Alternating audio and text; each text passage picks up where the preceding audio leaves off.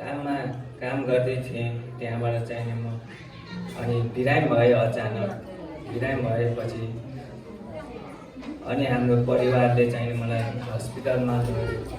हस्पिटलमा लग्दा पनि अनि त्यो हस्पिटलमा 2 महिना बसेँ म।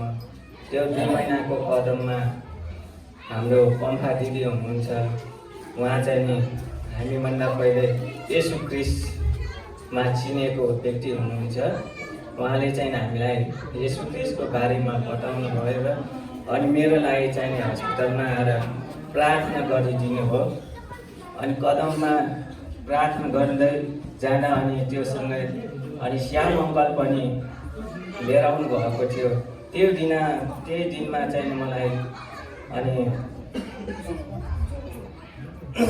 त्यो दिनमा चाहिँ मलाई प्रार्थना गरिदिनु भयो। अनि त्यो सँगै पनि मलाई चाहिँ त्यो सँगसँगै नि त्यो दिन ग्रहण गराउनु भयो मलाई त्यही रातमा। अनि त्यो रात ग्रहण गराएको रातमा चाहिँ मैले यस्तो दर्शन पाएँ कि म सुतिरहेको थिएँ। येशू ख्रीष्ट चाहिँ नि म हस्पिटलमा त्यो छठमा येशू ख्रीष्ट चाहिँ नि दौडेर आएको मैले सपना देखेँ।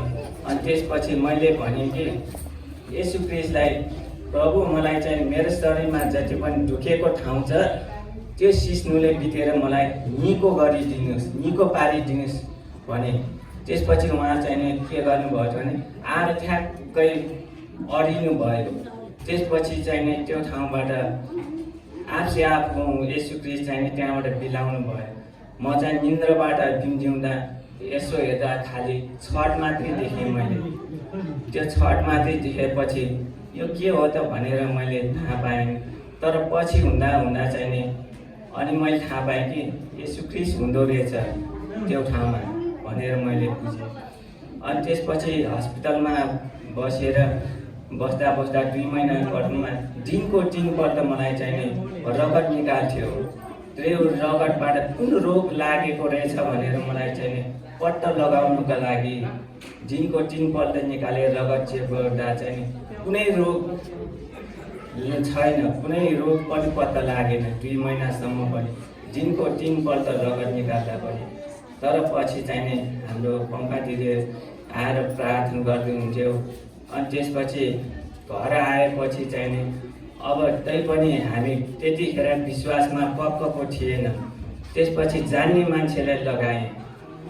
जान्ने मान्छे लगाउँदा पनि करिब 45 दिनसम्म झारफुक गरेँ।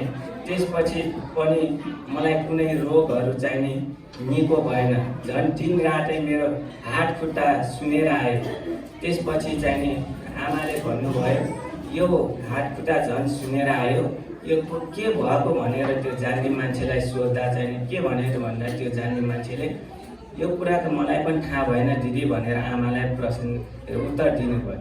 त्यसपछि आमाले के भन्नुभयो भने अब चाहिँ नि 10-12 दिन चाहिँ नि झारफुक नगरौँ, त्यसपछि चाहिँ नि के हुन्छ अनि हेरौँला अनि फेरि बोलाउँला भन्नुभयो कि। अनि त्यसपछि चाहिँ नि त्यसलाई चाहिँ नि त्यो झारफुकलाई गर्न छोडिदिएँ। अनि दाइले भन्नुभयो अब झारफुक नगरौँ, मरे पनि बाँचे पनि परमेश्वरको हातमा राख्ने, हामी सङ्गति राख्ने र प्रार्थना गर्ने भन्नुभयो।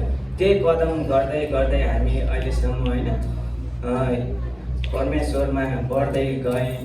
अनि त्यसपछि त्यो अहिलेसम्म तपाईँहरूको माझमा यसरी चाहिँ उभिन पाएँ। त्यही कारणले हामी दाजुभाइ 4 जना परिवार सबै प्रभुमा अगाडि बढेर यसरी भेला भएर तपाईँहरूको माझमा चाहिँ नि हामी यसरी परमेश्वरको अगाडि यसरी बोल्न पाएको छौँ। त्यसको लागि धन्यवाद। मेरो छोटो समय चाहिँ दिनुभयो।